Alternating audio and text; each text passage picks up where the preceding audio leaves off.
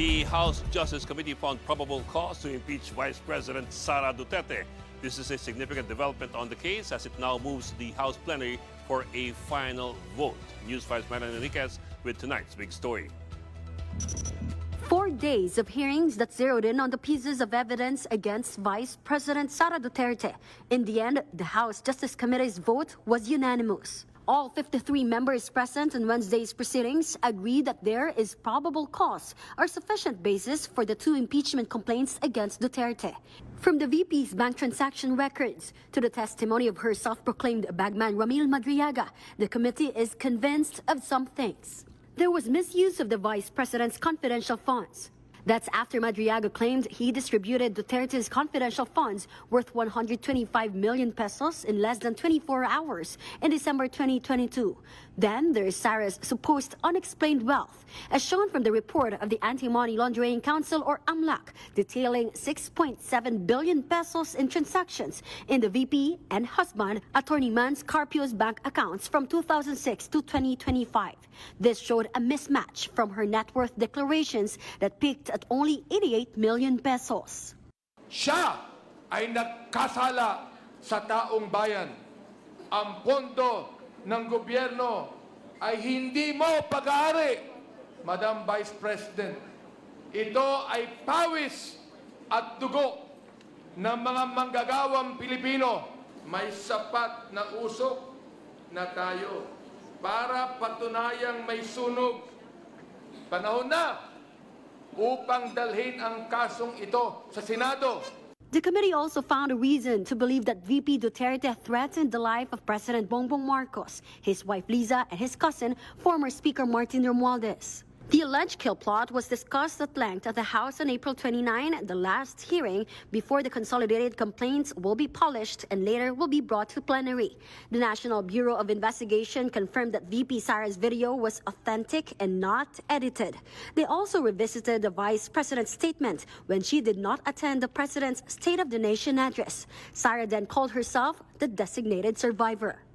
I-ensure po namin na hindi po siya edited or spliced or AI-generated, Your Honor. Sa akin po, ito ang pinakamalalang ground for impeachment. Dahil pinakita nito ang kawalan ng tamang pag-iisip. There's no room for interpretation, hindi mo na kailangang ipaliwanag. And ang application nga namin, that is a threat. That is an actual threat to the President and to the wife and the former Speaker. This is an impeachable offense which violates the Constitution. Thus, it is betrayal of public trust. Meantime, the green box from the Bureau of Internal Revenue failed to yield anything, with only 6 votes in favor and 38 against the motion to open the sealed box containing the tax records of VP Sara and her husband lost. Last week, the committee did not open the box after the BIR said that doing so might violate the law. Tax records can only be disclosed in aid of legislation and within an executive session. Lawmakers who opposed its opening said it would be better if this was done in the Senate instead. Opening this box might trigger another petition in the court to again stop the proceedings. So, sa akin pong palagay at pananaw, Madam Chair, ang posisyon ko po, pag tayo po ay magbobotahan, sa Senado na lang po natin buksan itong mahiwagang green box na to. Dapat pong mabuksan ang box na yan. Dahil pag hindi nabuksan yan, parang tayo ang gumawa ng betrayal of public trust. Before the vote that found probable cause, lawmakers also debated if the impeachment hearing should be extended by another day. Cagayan de Oro Representative Lordan Suwan manifested that Duterte should be given another chance to appear and speak. Lawmakers opposed this. Duterte and her legal team have snubbed all 4 hearings, issuing public statements and conducting press conferences instead to offer general denials on the allegations raised at the House. We have surpassed so much whatever standard of due process is being required, no?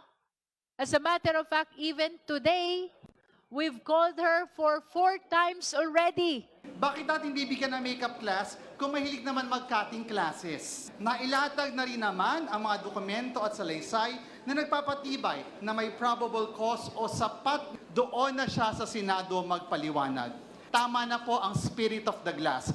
Sa maraming pagkakataon, hindi lang paulit-ulit na nabigyan ng abiso, hindi lang paulit-ulit na tinawag, kundi paulit-ulit rin na nakita natin na nakareserba talaga ang upuan para sa ating respondent.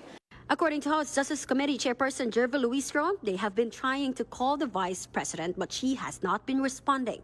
On the same day of the last impeachment hearing, videos of Duterte were uploaded on social media showing her at an event in a mall in San Pedro, Laguna. And so the impeachment case inches closer to plenary. The Justice Committee will meet again on Monday, May 4, to approve the committee report and discuss the articles of impeachment. Once approved and referred to plenary, copies will be given to all congressmen, the complainants, and VP Sara. Possibly on May 11, all members of the lower chamber will vote on whether or not to impeach VP Sara a second time. The articles of impeachment will then be sent to the Senate, which will hold a trial to determine her guilt or innocence. For News 5, I'm Marian Enriquez. We are One News.